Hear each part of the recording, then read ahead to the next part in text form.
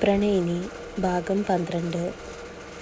എഡ്വിയെ തള്ളിമാറ്റാനോ ചേർത്ത് പിടിക്കാനോ ആവാതെ ആരും ഒരു നിമിഷം അങ്ങനെ തന്നെ ഇരുന്നു പോയി.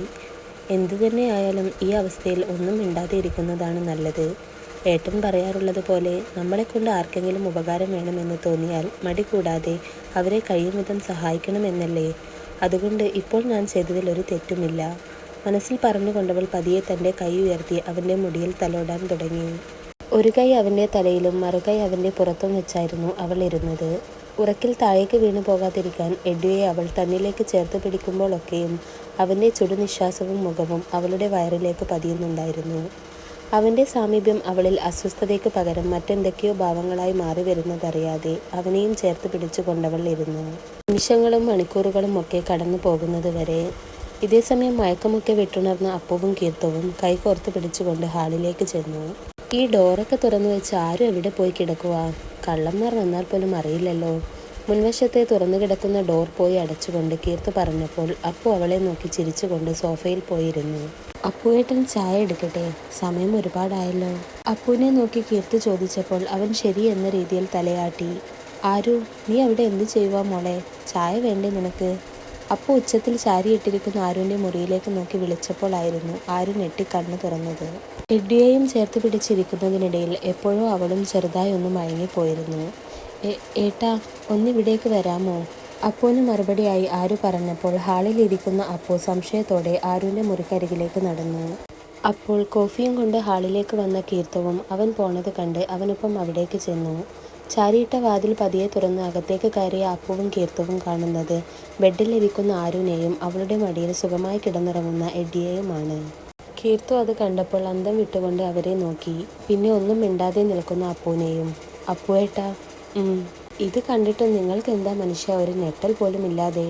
കീർത്തു പല്ല് കടിച്ചുകൊണ്ട് അവനെ നോക്കി ചോദിച്ചു. ഓ, എനിക്കിനി ഞെട്ടാനൊന്നും വയ്യടി. എന്തായാലും ദോ ആ കിടക്കുന്നവൻ എൻ്റെ പൂച്ചക്കുട്ടിയെയും കൊണ്ടേ പോകൂ. അപ്പോൾ പിന്നെ ഞാനെന്ത് കാട്ടാനാ?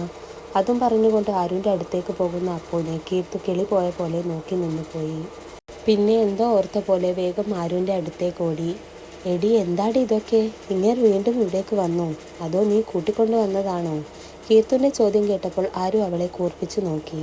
ഹോ എൻ്റെ പൊന്നോ, പെട്ടെന്ന് കണ്ടതിൻ്റെ ആവേശത്തിൽ ചോദിച്ചു പോയതാ. ഇനി അതിന് നീ ഇങ്ങനെ വീർപ്പിക്കാൻ നിൽക്കണ്ട.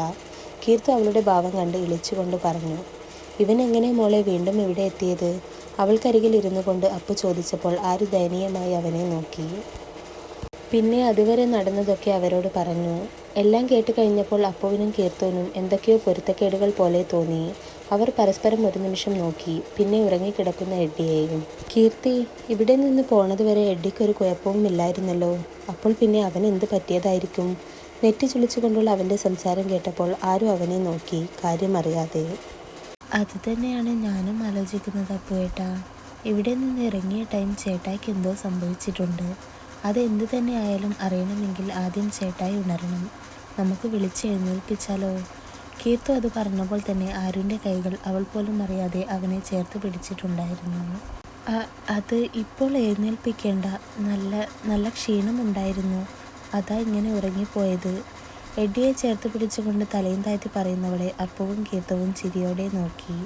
അപ്പോൾ അവരുടെ മനസ്സിൽ നിറയെ സന്തോഷമായിരുന്നു. അവൾ എഡ്ഡിയെ അംഗീകരിക്കാൻ തുടങ്ങി എന്ന സന്തോഷം. എന്നാ കിടന്നോട്ടെ.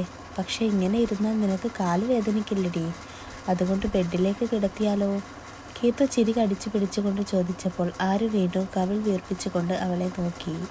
അത് കണ്ട അപ്പു ചിരിച്ചുകൊണ്ട് കീർത്തുവിൻ്റെ കയ്യിൽ പിടിച്ചുകൊണ്ട് എഴുന്നേറ്റു. എന്നാൽ പിന്നെ പൂച്ചക്കുട്ടിയും കലിപ്പൻ ചെക്കനും നന്നായി ഇരിക്കുകയും ഉറങ്ങുകയും ഒക്കെ ചെയ്തിട്ട് വായോ. ഞാനൊന്ന് സാറിനെ വിളിച്ച് എഡ്ഡി ഇന്ന് വരുന്നില്ല എന്ന് പറയട്ടെ, അല്ലെങ്കിൽ അവർക്ക് ടെൻഷനാകും. അപ്പോൾ അതും പറഞ്ഞുകൊണ്ട് നടന്നപ്പോൾ കീർത്തു ആരുവിനെ നോക്കി എല്ലാം മനസ്സിലായ പോലെ കുസൃതി ചിരിയോടെ തലയാട്ടിക്കൊണ്ട് അവനൊപ്പം നടന്നു. ആ സമയം അവർ പോയി എന്ന് കണ്ടപ്പോൾ ആരു പതിയെ നീങ്ങിക്കൊണ്ട് ചുമരിലേക്ക് ചാരിയിരുന്നു. കൂടെ എഡ്ഡിയെയും അവൾക്കൊപ്പം തന്നെ കിടത്തി. മഹാദേവ, എനിക്ക് എന്തായി സംഭവിക്കുന്നത്? എഡ്ഡി സാറിന് വേണ്ടി ഞാൻ എന്തിനാ ഇങ്ങനെ ഏട്ടനോട് വാദിക്കുന്നത്? അത്രമാത്രം ശ്രദ്ധിക്കാൻ ഇദ്ദേഹം എനിക്കാരാണ്? ഒന്നും മനസ്സിലാകുന്നില്ലല്ലോ. എന്തായാലും സാർ ഇവിടെ തന്നെ ഉള്ളത് നന്നായി. എനിക്ക് പറയാനുള്ളതൊക്കെ പറയാലോ. എന്നാലും ഏട്ടൻ പറഞ്ഞതുപോലെ സാറിന് എന്താവും പറ്റിയത്? നിരവധി ചിന്തകളാൽ അവൾ അങ്ങനെ തന്നെ ഇരുന്നു. അപ്പോൾ ഡോറിന് മറവിൽ അവളുടെ പ്രവൃത്തികളും ചിന്തകളും ഒക്കെ വീക്ഷിച്ചു കൊണ്ടിരുന്ന അപ്പുവും കീർത്തുവും പുഞ്ചിരിയോടെ തിരിഞ്ഞു നടന്നു. അപ്പു അപ്പോൾ തന്നെ സാറിനെ വിളിച്ച് എഡ്ഡി ഇവിടെ ഉണ്ട് എന്നും ഇന്ന് വരുന്നില്ല എന്നും പറഞ്ഞു. പിന്നെ കീർത്തുവുമായി അവൻ കിച്ചണിൽ അവൾക്കൊപ്പം ജോലിയിൽ സഹായിക്കാൻ പോയി. ഇതേസമയം നന്ദൻ ഫ്രഷായ സമയം നോക്കി പുറത്തേക്കിറങ്ങി അവിടമാകെ എഡ്ഡിയെ തിരഞ്ഞു നടക്കുകയായിരുന്നു ശില്പ. ഹോ ഗോഡ്, ഈ എഡ്വിനിതെവിടെ പോയി? ഇവിടെ എവിടെയെങ്കിലും വീണ് കിടക്കുന്നുണ്ടാകുമെന്ന് വിചാരിച്ചാ ഇങ്ങേക്ക് വന്നത്. പക്ഷെ എവിടെയും കാണുന്നില്ലല്ലോ. ഇനിയിപ്പോൾ എന്തു ചെയ്യും? മനസ്സിൽ സ്വയം പറഞ്ഞുകൊണ്ടവൾ മുന്നോട്ട് നടന്നു. ഒടുക്കം അപ്പുവിൻ്റെ റൂമിന് മുന്നിൽ എത്തിയപ്പോൾ ശില്പ ഒരു നിമിഷം അവിടെ തന്നെ നിന്നു. പിന്നെ എന്തോ ഓർത്തപോലെ ക്രൂരമായ ചിരിയോടെ അവൾ തിരികെ നന്ദൻ്റെ അടുത്തേക്ക് ചെന്നു. അപ്പോൾ നന്ദൻ കുളിയൊക്കെ കഴിഞ്ഞ് ഫോണുമായി സോഫയിൽ ഇരിക്കുകയായിരുന്നു. നന്ദ, എൻ്റെ കൂടെ ഒരിടം വരെ വരാമോ? കൊഞ്ചിക്കുഴഞ്ഞു കൊണ്ടവൾ നന്ദൻ്റെ നെഞ്ചിലേക്ക് ചാഞ്ഞുകൊണ്ട് ചോദിച്ചു. എവിടേക്കാ ശില്പ? എൻ്റെ പെണ്ണ് എവിടെ പോകണമെന്ന് പറഞ്ഞാലും ഞാൻ കൊണ്ടുപോകില്ലേ? അവളുടെ നെറ്റിയിൽ ചുംബിച്ചുകൊണ്ട് നന്ദൻ പറഞ്ഞപ്പോൾ ശില്പ അവനെ നോക്കി വശ്യമായി ഒന്ന് പുഞ്ചിരിച്ചു. പിന്നെ മുഖത്ത് സങ്കടം വരുത്തിക്കൊണ്ട് അവനെ നോക്കി. നന്ദ, നിനക്കറിയാലോ കീർത്തന എനിക്ക് ആരാണെന്നും എന്താണെന്നും. അവൾ എന്നെ എന്തും പറഞ്ഞോട്ടെ, എനിക്കൊരു കുഴപ്പവുമില്ല. ഞാൻ അവളുടെ ഏട്ടത്തിയമ്മ അല്ലേ. അവൾ ഈ ഫ്ലാറ്റിൽ തന്നെയല്ലേ താമസം. എനിക്കെന്തോ അവളെ കാണാൻ തോന്നുക. എന്നെ അവിടേക്ക് കൊണ്ടുപോകാമോ? കണ്ണു നിറച്ചുകൊണ്ട് അവൾ പറഞ്ഞപ്പോൾ നന്ദൻ സ്നേഹത്തോടെ അവളെ നോക്കി. ശരിക്കും നീ എൻ്റെ ഭാഗ്യമാണ് ശില്പ. വെറുക്കുന്നവരെയും നിനക്ക് സ്നേഹിക്കാനാവുന്നുണ്ടല്ലോ. ഐ ലവ് യു ഡി. എന്തായാലും എൻ്റെ പെണ്ണ് പറഞ്ഞ സ്ഥിതിക്ക് ഇപ്പോൾ തന്നെ പോയേക്കാം. വാ. നന്ദൻ അതും പറഞ്ഞ് എഴുന്നേറ്റപ്പോൾ ശില്പ സന്തോഷത്തോടെ അവൻ്റെ ചുണ്ടിലൊന്ന് അമർത്തി ചുംബിച്ചു. അങ്ങനെ നന്ദൻ്റെ കയ്യിൽ തൻ്റെ കൈ ചുറ്റി പിടിച്ചുകൊണ്ടവൾ അവരുടെ ഫ്ലാറ്റ് ലക്ഷ്യമാക്കി നടന്നു. അപ്പോൾ അവളുടെ മനസ്സിൽ എഡ്ഡിയെ പറ്റിയുള്ള ഒരു ചിന്തയും ഇല്ലായിരുന്നു. ആരുൻ്റെ മുന്നിൽ വെച്ച് നന്ദൻ തൻ്റെ മാത്രമാണെന്ന് കാണിക്കുക മാത്രമായിരുന്നു അവൾക്ക് വേണ്ടത്. അപ്പോൾ പിന്നെ ആര് സങ്കടപ്പെടുന്നത് കാണുമ്പോൾ അവളേക്കാൾ വേദന അപ്പൂനും കീർത്തനുമാണല്ലോ. ഒരു വെടിക്ക് 3 പക്ഷി മനസ്സിൽ പറഞ്ഞുകൊണ്ടവൾ വേഗത്തിൽ നന്ദനുമായി അവരുടെ ഫ്ലാറ്റിലേക്ക് നടന്നു. അവിടെ കാണാൻ പോകുന്നത് എന്താണെന്നറിയാതെ.